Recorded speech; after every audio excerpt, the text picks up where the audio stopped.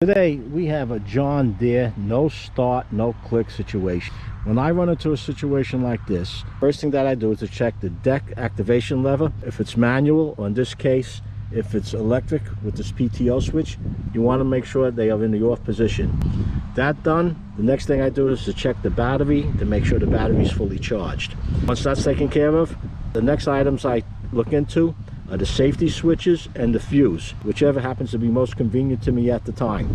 These mowers, you have several safety switches.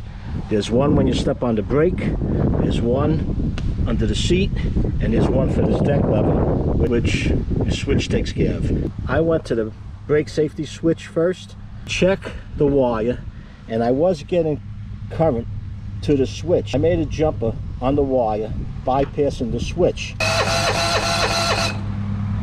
I jump in the wire, it confirms that this safety switch